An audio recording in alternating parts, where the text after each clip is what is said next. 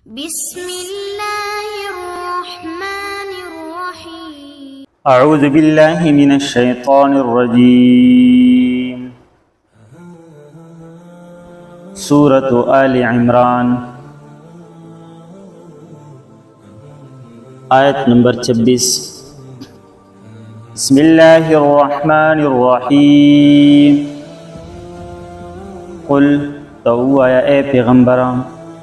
اللهم مالک الملک چې اے الله ته بادشاہی د بادشاہی د بادشاہانو بادشاہی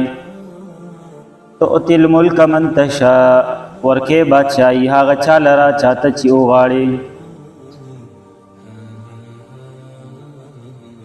دی آیت مبارکه کې الله رب العزت یو بهترین دعا خودلی ده، خیسته دعای خودلی ده، او د دې دعا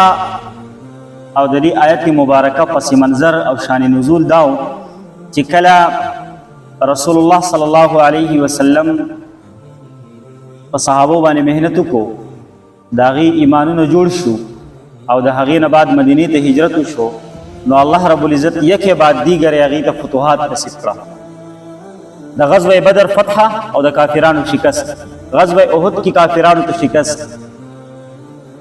دا سیزونه چې دي دا د کافرانو نه برداشت کېده.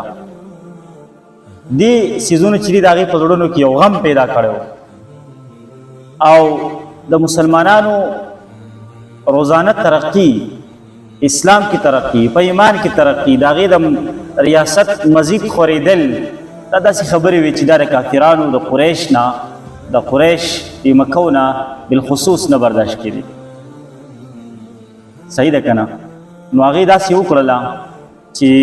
قریش مکو او عیسایانو او یهودیانو په شریکه باندې پلانینګ جوړ کړو، منصوبې جوړه کړه او دا پخه اراده او عزم یې وکړو چې موږ به په دې ځل باندې په مسلمانانو حمله کوو او دا مسلمانان به بیخي ختمو، مسلمانانو دا جماعت به بیخي ختمو. دا اراده وکړه او ټول په یو پیج باندې شو، رايوځای شو او په مسلمانانو د حمله اراده وکړه. دې ته مونږه قرآن وته غزوه احزاب ویلي دي او تاریخ کې وته غزوه خندق ویلي کېږي. صحیح ده؟ نو چې کله اراده وکړه نو مسلمانانو رسول الله صلی الله علیه وسلم مسلمانانو ته صحابه کرامو ته حکم وکړو چې تاسو د خندق کودایي وکړئ، د مدینې نه ډېر چاپېره خندق وکنئ. نو دا خندق کنل ډېر ګران کار او د دې کودایي هم ډېره زیاته مشکله وه او صحابه کرامو بس وړوکې جماعت او قلیل جماعت او لا دونه زیات نه وو، مسلمانان دونه زیات نه وو د غزوه خندق په موقع باندې. صحیح ده؟ او د خندق کودایي چې دی د هغې لمبایي هم زیاته وه، د هغې ګهرایي هم زیاته وه، جوړوالی او چوړایي هم زیاته وه، یعنې دونه ګهرایي او چوړایي په کار وه چې د هغې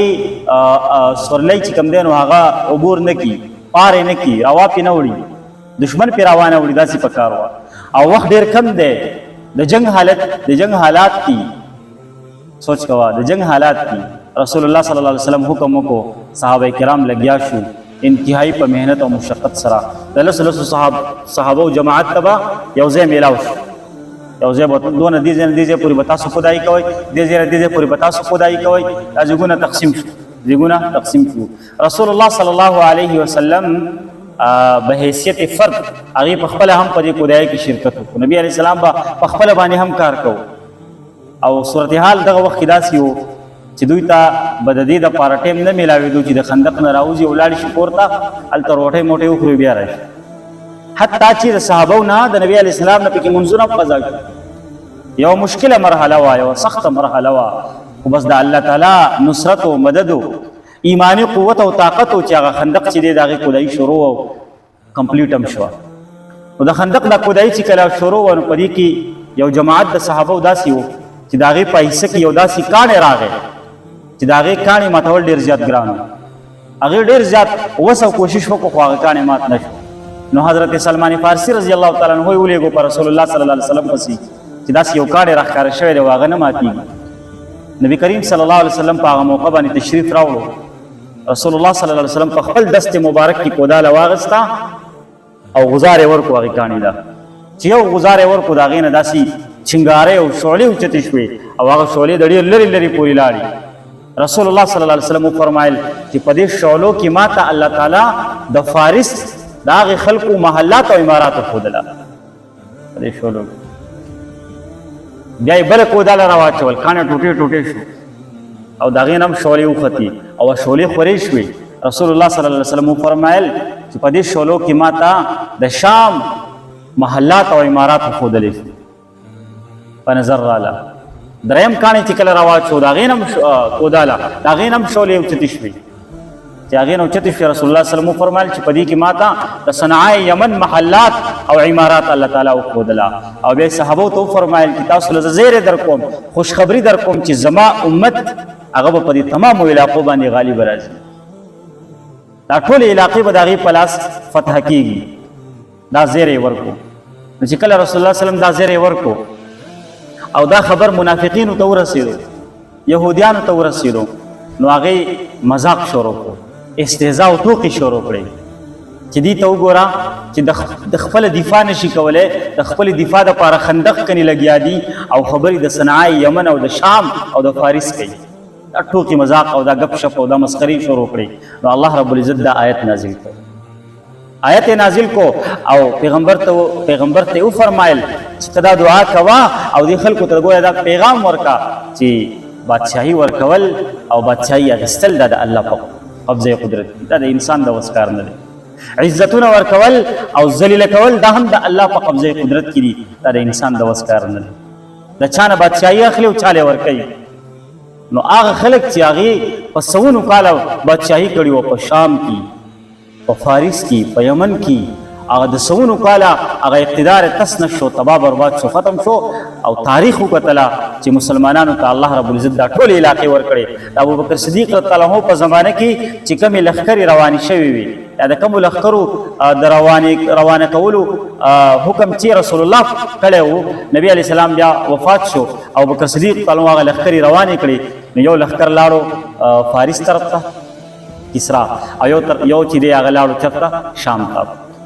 دا حضرت خالد بن ولید رضی الله تعالی عنہ په کمانډ او صفه سالاری دا ابوبکر صدیق تعالی عنہ زمانہ وکاله او بیا د عمر فاروق زمانہ لگا په دې لګ وخت کې الله رب العزت د دې وړو کې جماعت چې ټوټل تعداد د 23000 صحابه کرامو او الله رب العزت داغي پلاس باندې ور شام فتح کړ او دا هرقل اقتدار چې هغه د سونو کال اقتدار هغه ټوکړي ټوکړي کو حتی چې بیت المقدس چې هغه الله تعالی مسلمانانو لور او خدای الله تعالی او خدای ټول دنیا ته او خدای چې وګوره بادشاہي ورکول او غستل د زما کار دی نو هغه چې د روټۍ درک به نه لګیدو او مکه کې جامع به په جسم باندې پوره نه وي حضرت خالد ابن ولید رضی الله تعالی عنہ داغه په جسم باندې کمیس پوره نه وخا ملا به ښکارو ملا به لغړوا تر به پلاس کې نیولې او روان الله رب العزت د پوره شام بادشاہي ورته نصیب کړه او دومره فراخي په الله راويستا چې هر قسم نعمتونه ول الله ورکړه الله وعده کړی و انتم الاعلون ان کنتم مؤمنین چې تاسو مؤمنان یې او کلک ایمان تاسو پسینه کی نو تاسو په ټوله دنیا باندې غالب راځي تاسو ته الله غلبه درکړي الله غي ته خودله نو شام دلته فتح شو الته چې فارس هم الله رب العزت چې هغه مسلمانانو په قبضه کې ورکو هغه ټوکړي ټوکړي شو داغه اقتدار تباہ برباد شو داغه آتش پرستو مجوسیانو الله رب العزت مسلمانانو ته ورکو نو هغه منافقانو ته الله خدل نو په دې آیت مبارکه کې د هغه منافقانو هغه کوم استهزاء چې واکمه ټوکې چې وي نو په داغه خلاف الله رب العزت د آیت را نازل کو نو رسول الله او صحابه ته یو ګویا تسلی هم ورکړه چې بادشاہي غستل او ورکول د الله په قبضه قدرت کې او صرف بادشاہي نه یو سړی په بادشاہي خداغه عزت نه ذلیل وي یو سړی په فقيري غریب وي الله باغله دون عزت ورکړي نو عزتونه ورکول او ذلیل کول دا هم د الله په قبضه قدرت کې دي او دغه شانتي الله بیا مخکې فرمایي چې د ژوندینه مړی راويستل او د مړ نه ژوندې راويستل دا هم د الله په قبضه قدرت درې مالک هم الله دی نو انډه چې دا انډه درې یو مثال دی انډه نو د انډې نه چې چرګ راوځي ژوندې چرګ انډه خو به جان سیز دی الله دې چرګ راو باسي ایا دغه شانتي نطفه ده د انسان نو نطفه او به جان سیز دی دغه الله تعالی روغ انسان راو باسي صحیح ده او د ژوندینه چې نو د چرګ نه چې انډه راوځي مړه ده کنه انډه بے جان سیز دی او چرګ جاندار سیز دی د جاندار نه بے جان سیز راووتو یا انسان جاندار دی نطفه بے جان ده نو د انسان نه چې دی هغه نطفه راووته نو د ژوندي نه مړی پیدا شو صحیح ده د دې دا مثال دی یا د دې دا مطلب دی چې د عالم نه جاهل یا د جاهل نه عالم جوړول دا هم د الله په قبضه قدرت دی یو سړی به عالمي زوی به جاهلی یو سړی به جاهلی زوی ته به الله علم نصیب کړي نو جهالت په منزله د مړي او علم په منزله د ژوندي دا مطلب هم کېدی شي نو خلاصه دا شوه چې تمام تر تصرفات چې دي دا د الله په قبضه قدرت کې دي چې الله څنګه غواړي هغسې کوي د الله دپاره څه مشکله نه ده